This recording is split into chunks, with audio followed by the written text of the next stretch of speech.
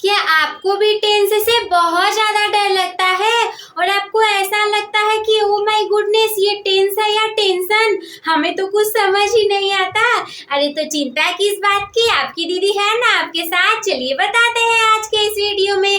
देखो सबसे पहली बात कि भले ही मुझे ये स्टार्ट करने में थोड़ा सा देर हो गया, ये मतलब कि हमारा जो इंग्लिश की ग्रामर का सीरीज है इसे स्टार्ट करने में मुझे थोड़ी सी देरी लग गई। ये है कि बीच में थोड़ी सी प्रॉब्लम हो गई थी, इसी वजह से मैं आप लोग के लिए वीडियो शूट नहीं कर पा रही थी।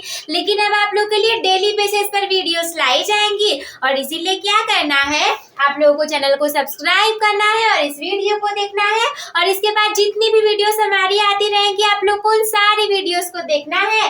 देखो आज के इस वीडियो में सबसे पहले इसके पिछली वाली वीडियो में मैंने आप लोग को बता दिया था कि टेंस क्या होते हैं, इसके तीनों प्रकार कौन से हैं, उन तीनों के चारों पार्ट को मैंने बता दिया था। मैंने आप लोग को देखो टेंस को बताया था, टेंस के तीनों पार्ट को बताया था, प्रेजेंट पास्ट और फ्यूचर तीनों को बताया था।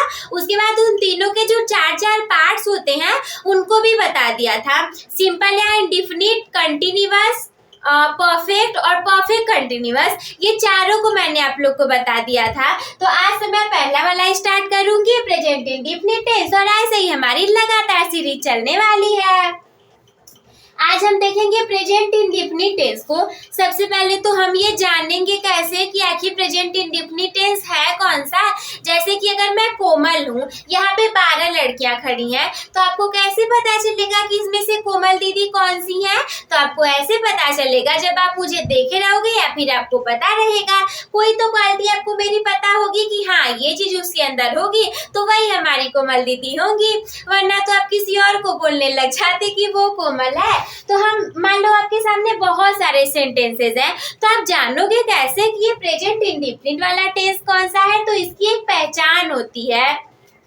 जैसे कि बहुत बड़ी भीड़ में आपको मुझे पहचानना रहेगा तो मेरी पहचान होगी कुछ, इसी तरीके से अगर आपको प्रेजेंट इंडेफिनिट टेंस को पहचानना है तो इसकी भी कुछ पहचान होगी। पहचान क्या होगी, जब आपके सामने कोई सेंटेंस होगा, व्हाटएवर सेंटेंस, जो भी कोई सेंटेंस आपके सामने होगा, अगर उस सेंटेंस के लास्ट में क्या आ जाएगा, अगर उसके लास्ट में ता है, ती है, ते है, ता हूँ, ती हूँ, मतलब लास्ट में ता हूँ, ती हूँ, ते हूँ करके कुछ भी आएगा ना, वो हमारा प्रेजेंट इंडेफिनिट टेंस में आ जाएगा। एक बहुत अच्छा सा प्यारा सा एग्जांपल दूं, जैसे आप अपनी मम्मा से जाकर के बोलोगे मम्मा मैं आपसे प्यार करता हूँ, मम्मा मैं आपसे प्यार करती हूँ, पापा पापा आई लव यू, पापा मैं आपसे प्यार करता हूँ, पापा मैं आपसे प्रेम करता हूँ। तो वैसे तो लोग इसे गलत मैनर में ले लेते हैं, बट आप इसे अपनी सिस्टर के लिए बोल लो, ब्रदर के लिए बोल लो, मम्मी के लिए बोल लो, पापा के लिए बोल लो। तो जब आप ऐसा बोलोगे, जैसे बहुत ज्यादा फेमस था तो मैंने यही आप लोग को एग्जांपल दे दिया। जैसे लास्ट में आया ना कि मैं आपसे प्यार करता हूँ, तो ता हूँ आ गया, तो मतलब ये हमारा प्रेजेंट इंडेफिनिट टेंस हो गया। स्ट्रक्चर की बात की जाए, दीदी हम पहचान गए कि कौन सा कैसे पता चलेगा। जैसे हमारे सामने है सेंटेंस वे खेलते हैं, तो आप कैसे पहचानोगे कि ये प्रेजेंट टेंस है या नहीं। देखो इसके लास्ट में ते हैं आया है ना, देखो ते है, इसके लास्ट में ती है, इस सेंटेंस के लास्ट में ता है, इस सेंटेंस के लास्ट में ता हूँ, इसके लास्ट में ता है, तो लास्ट में वही आ गया, तो हम पहचान लेंगे कि ये हमारा प्रेजेंट इंडेफिनिट टेंस हो जाएगा। अब हम इसे पहचान तो गए, लेकिन हम इसे बनाएंगे कैसे। तो इसका स्ट्रक्चर होता है सब्जेक्ट। सब्जेक्ट मतलब देखो यही सारे हमारे सब्जेक्ट हैं। कौन कौन से सब्जेक्ट, ही, सी, नेम, इट। ही लड़के के लिए, सी लड़की के लिए, नेम मतलब किसी का कोई नाम, इट किसी निजी वस्तु के लिए यूज करेंगे, आई मतलब मैं, यू मतलब तुम, आप लोग, वी मतलब हम लोग हम सब, दे मतलब वे लोग वे सब। ये सारे हमारे सब्जेक्ट हो गए जो काम को करने वाले होंगे। ये देखो हमारा ना ये अफर्मेटिव सेंटेंसेस के लिए, मतलब कि नॉर्मल से सेंटेंसेस के लिए, और इसके बाद हम वर्ब को लगाएंगे और नॉर्मल वर्ब को नहीं लगा देना। भले ही आप लोग को ये पहली टेंस थोड़ी सी ज्यादा आप लोगों को कठिन लगे, बट वैसे ऐसा कुछ है नहीं इसमें। ठीक है। इसके बाद तो और भी आसान आसान टेंसेज हैं। वर्ब में आप यस या ईएस को लगा दोगे, फिर ऑब्जेक्ट को लिखोगे, देन आप अदर वर्ड को लिख दोगे। लेकिन दीदी हम इसे कैसे बनाएंगे? मान लीजिए ये तो हमारा अफर्मेटिव पॉजिटिव सेंटेंस हो गया। अगर मुझे निगेटिव बोलना रहे, अरे सुनो, जैसे आपको बोलना रहे मैं नहीं खेलता हूँ, मैं खेलता ही नहीं हूँ, मैं नहीं खेलता हूँ ना, तो ये तो हमारा निगेटिव सेंटेंस हो गया। तो निगेटिव के लिए हम कौन से स्ट्रक्चर का यूज करेंगे? तो निगेटिव के लिए we will use the structure that will be subject plus do oblique does. Do या डज को लगाएंगे प्लस नॉट को लगा देंगे। अब निगेटिव है तो निगेटिव तो नॉट के बिना तो निगेटिव बनेगा नहीं, it will be a negative sentence. Not लगाओगे तभी तो निगेटिव बन जाएगा, प्लस वर्ब लगाओगे, ऑब्जेक्ट लगाओगे और अदर वर्ड को लगा दोगे। चलिए दीदी ये सब ठीक है, लेकिन आप हमें ये बताइए, हमें सब्जेक्ट पता चल जाएगा, we will know what is the verb, वो भी हम जान जाएंगे। ऑब्जेक्ट और अदर वर्ड तो अगर रहेगा लिख देंगे, नहीं रहेगा तो नहीं लिखेंगे। बट ये यस और ईएस और ये डू डज का क्या मामला है, इसे हम कैसे लगाएंगे? तो चिंता किस बात की, मैं बता रही हूँ ना आप लोगों को। देखो नॉर्मल से अगर आपको कुछ नहीं पता तो यस लगाते जाओ, और लेकिन अगर कुछ अच्छा सा पढ़ना चाहते हो, मतलब कि अच्छे से इस टेंस को आपको जानना है, तो बस एक चीज याद कर लो कि आपको ईएस कहाँ पर लगाना है। ये जो मैंने लिखा है ना, ये ईएस बस जान जाओ कि यहीं पर लगेगा, और जहां ईएस नहीं लगेगा वहां सब जगह पे यस लगा देना। देखो कैसे, अगर कोई वर्ब है, उस वर्ब का जो इंड लेटर होगा, लास्ट का जो लेटर होगा, वो अगर यस होता है या फिर एस एच होता है, इट में बी ओ, इट में बी सी एच, इट में बी जेड एंड इट में बी एक्स। अगर कोई वर्ब है, वर्ब मतलब यार ना जिसके लास्ट में आए, पढ़ाना, खाना, पीना, नाचना, गाना, धोना, जाना, यही सब, चबाना, तो यही सब हमारे वर्ब हो गए। तो लास्ट में अगर उसके S S H O C H Z and X, अगर इतनी सारी चीजें आएंगी तब आपको ईएस को लगा देना है, और अगर इसमें से कोई नहीं है तो अंधाधुंध यस को लगाते जाओ, क्या दिक्कत है? इसके बाद ये ठीक है, ये पहला वाला हमारा क्लियर हो गया। निगेटिव का बताइए, तो निगेटिव में हम डू डज कहाँ पर लगाएंगे? देखो मैंने यहाँ पर सारी चीजें लिख करके रखी हैं। यस यस का भी चाहे जिस सब्जेक्ट के साथ नहीं लगा देना, चाहे जिस पर्सन के साथ, चाहे जिस नंबर के साथ नहीं लगा देना है। जब आपके सामने ही होगा, सी होगा, नेम होगा, इट होगा, उस कंडीशन में आपको हमेशा एस और ईएस को लगाना है। और इसमें से भी अगर इसके साथ कोई वर्ब हमारा इन सब वाला आ जाता है, मतलब लास्ट में ये सब आ जाते हैं, तब हम ईएस को अप्लाई कर देंगे, और अगर नहीं आएंगे तब हम एस को अप्लाई कर देंगे। और ही सी नेम और इट के साथ हमेशा हम डज का यूज करते हैं, और आई यू वी दे के साथ हम एस और ईएस में से कुछ भी नहीं लगाते हैं, और इसके साथ हम डू का यूज करते हैं। ये सारी चीजें हमारी हो चुकी है। दीदी आप हमें एग्जाम्पल से समझा दो, हमें सारी चीजें समझ में आ जाएंगी। सबसे पहला एग्जाम्पल देखो, आप कैसे जानोगे कि लास्ट में ही हमारा प्रेजेंट इंडेफिनिट टेंस आया नहीं? तो अंत में देखो ता है, आपको पता चल गया, it will be our present indefinite tense. वह पढ़ता है, पहली बात वह पढ़ता है मतलब वो लड़का है। अगर मैं बोलती वह पढ़ती है तो वो लड़की होती ना, वह पढ़ता है मतलब वो लड़का है, तो वह के लिए हम क्या लिख देंगे? ये ही जो है ना, ये ही हम यहाँ पर लिख देंगे, क्योंकि ये लड़के के लिए है, वह हो गया, तो ये हमारा ही हो गया।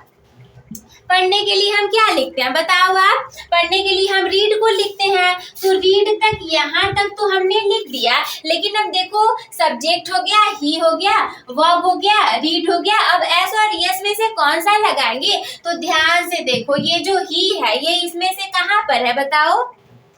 यहाँ पर है ना, तो ही के साथ हम एस या ईएस को लगाते हैं। इतना कंफर्म हो गया कि हम ही के साथ एस और ईएस को लगाएंगे। अब देखो रीड जो है READ रीड, तो रीड में कहीं भी आपको अंत में S S H O C H Z X दिख रहा है? नहीं दिख रहा है। इसके लास्ट में तो AD है, D है, तो अगर ये सब नहीं है इसका मतलब ईएस हम नहीं लगाएंगे, तब हमें क्या लगाना पड़ेगा? Then we will apply S here, हमें यहाँ पे एस लगाना पड़ेगा। सब ठीक है। चलिए अफर्मेटिव का हो गया। दीदी हमें निगेटिव का भी बता दो। निगेटिव के लिए, निगेटिव में सबसे पहले हमें सब्जेक्ट को लिखना है, हम ही लिख देंगे, ही के बाद डू या डज को लगाना है। तो देखो इसमें से ही कहाँ पर है, ही यहाँ पर है, इसके साथ क्या लगाना है, देखो यहाँ पे डज लिखा है ना, तो डज लिखो, ही डज। इसके बाद नॉट लगाना है, नॉट लगा दो, पढ़ने के लिए रीड लगा दो, वर्ब हो गया। ऑब्जेक्ट अदर वर्ड इसमें नहीं है, नहीं तो हम उसके आगे ऑब्जेक्ट और अदर वर्ड को लिख देते। लाइक अगर हम बोलते वह किताब नहीं पढ़ता है तो he does not read book कर देते हम, ऑब्जेक्ट अदर वर्ड में चला जाता है। तो पहला सेंटेंस तो आप लोग को समझ में आ गया होगा। देखो एक और बताती हूँ, इन दोनों के बाद ना हमारे पास एक इंट्रोगेटिव सेंटेंस भी आएगा, जैसे कि उसमें हमें ना बोलना रहेगा कोई प्रश्नवाचक वाक्य लेकर के। जैसे मैं पूछूं क्या तुम पढ़ते हो, क्या तुम पढ़ते हो, क्या तुम पढ़ती हो, क्या तुम गाना गाते हो, क्या तुम खाना खाते हो। बस ऐसे ही सारे सेंटेंसेस होने वाले हैं। तो देखो ता है टी है तो लास्ट में आ गया, अफर्मेटिव नहीं है। मैं गाना गाता हूँ, अफर्मेटिव। मैं गाना नहीं गाता हूँ, निगेटिव। क्या मैं गाना गाता हूँ, तो ये तो इंट्रोगेटिव हो गया ना। तो क्या करना है इंट्रोगेटिव में, बस ये डू डज को आगे कर देना, बाकी सब वैसा ही रहेगा। जैसे कि अगर इसमें बोलना रहे कि क्या वो पढ़ता है, तो इस डज को आगे कर दो, इस डज को आगे कर दो। यहाँ पे मैं लिख दे रही हूँ AFF, मतलब अफर्मेटिव हो जाएगा। तो डज कर दो, डज ही नॉट रीड। सब कुछ देखो वैसे ही है, लास्ट में ऐसे हम क्वेश्चन मार्क लगा देंगे और डज को हम आगे कर देंगे। और चूंकि हमने आगे कर दिया तो आगे वाले को हम कैपिटल में लिखते हैं, तो ये डी हमारा कैपिटल में हो जाएगा। ये हो जाएगा हमारा डज ही नॉट रीड, ये हो गया पहला वाला। इसी तरीके से आप लोग अफर्मेटिव का भी यहाँ पे लिख लेना और सारे में उसका भी बना लेना। अब हम सेकेंड वाले एग्जाम्पल को देखते हैं। सेकेंड एग्जाम्पल हमारे सामने क्या है, मैं पढ़ता हूँ। सबसे पहले ता हूँ तो मतलब प्रेजेंट इंडेफिनिट टेंस। इसके बाद मैं को हम क्या बोलते हैं, हम आई बोलते हैं। हमने लिख दिया यहाँ पर आई। पढ़ता हूँ मतलब ये हमारा अफर्मेटिव सेंटेंस है, तो सब्जेक्ट लिख दिया, वर्ब यानी हमने रीड लिख दिया। आई के साथ देखो यस यस कुछ लगाएंगे क्या इसमें, तो नहीं लगाएंगे, तो बस आई रीड कर दो, फुल स्टॉप लगा दो, काम खत्म हो गया। और अगर निगेटिव की बात की जाए तो इसमें सबसे पहले हम सब्जेक्ट को लिख लेंगे, डू या डज में से क्या लगाएंगे। यहाँ पर आई के सामने क्या है, डू है, तो हम लिख देंगे आई डू। डू के बाद हम नॉट लगाएंगे, नॉट, और पढ़ने के लिए हम रीड लगा देंगे, आई डू नॉट रीड या I don't read. Do not को कंबाइन करेंगे तो डोंट बन जाएगा। इसके बाद तीसरा सेंटेंस देखो, तीसरा है केसु खेलता है। सबसे पहली बात ता है, मतलब प्रेजेंट इंडेफिनिट टेंस। नेम को लिखो, सब्जेक्ट मतलब केसु का नेम लिख दो, केसु। खेलने को हम बोलते हैं प्ले। ये देखो किसी का नाम है ना, तो इसमें नाम कहाँ पर है आप बताओ, यहाँ पर लिखा है ना नेम। नेम मतलब हो गया केसु, तो नाम हमने लिख दिया। सब्जेक्ट हमारा हो गया, खेलने के लिए हमारा प्ले हो गया यानी कि वर्ब हो गया। एस यस में से क्या लगाएंगे, नेम में देखो हम एस और यस को तो लगाते हैं, लेकिन प्ले में इसमें से कुछ है वाई ओ करके, S S H O C H Z X में से, मतलब इसमें से कुछ नहीं है, यानी इसमें ईएस नहीं यस लगेगा, तो हो जाएगा केसु प्लेस। और अगर निगेटिव वाला बनाना रहेगा तो नेम का नेम लिख देंगे, और कोई नाम है तो नाम में हम डस को लगाते हैं, तो डस लगा देंगे। इसके बाद हम नॉट को लगा देंगे, खेलने के लिए प्ले लगा देंगे, तो केसु डजंट प्ले। आप लोग ना कमेंट बॉक्स में मुझे इस सेंटेंस का इंट्रोगेटिव सेंटेंस बना करके दिखाओ, कुछ नहीं करना है, डच को आगे कर देना, डस केसु नॉट प्ले, और उसके बाद क्वेश्चन मार्क लगा देना। लिख करके तुरंत बताओ, देखते हैं किसको किसको आता है करने। देखो लिखोगे तो याद रहेगा, वरना भूल जाओगे, फिर अगला पढ़ाने लग जाओगे, बोलोगे पहला वाला तो आया ही नहीं।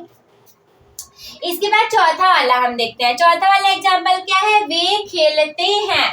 वे इसमें से कहाँ पर है, वे का मतलब है दे, तो ये हो गया हमारा दे। खेलने को हम प्ले बोलते हैं, तो प्ले हो गया। और देखो ये जो ये है ना, इसमें हम एस यस कहीं नहीं लगाते, दे हो गया, दे में हम एस यस तो लगाएंगे नहीं, तो ओनली दे प्ले हो जाएगा। निगेटिव की बात की जाए तो डे, और डे के साथ हम डू लगाते हैं, तो हो जाएगा they do not play. Not होगा तभी तो निगेटिव सेंटेंस बनेगा।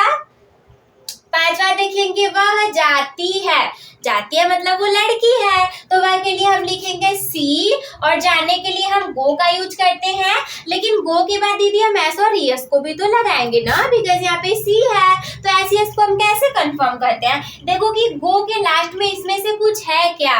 देखो जैसे कि हमारे सामने है गो, तो इसके लास्ट में ये ओ है ना, ओ देखो इसमें से है S S H O C H Z X, O यहाँ पर है, इसका मतलब इसमें ईएस लग जाएगा, तो हम लिख देंगे सी जी ओ ई एस, सी गोज हो गया हमारे सामने।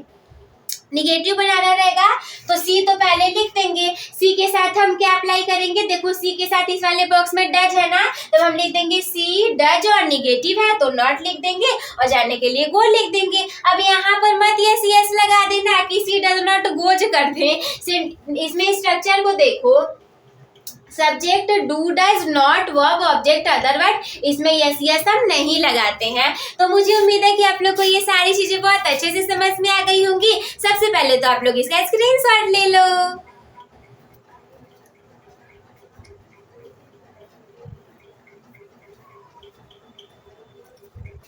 एट लास्ट में आप लोग को क्या करना है, start your topper becoming journey with a topper by subscribing the channel. Also you can like the video, share with your friends. If there is any doubt in your mind then you can comment me. Take care, bye bye.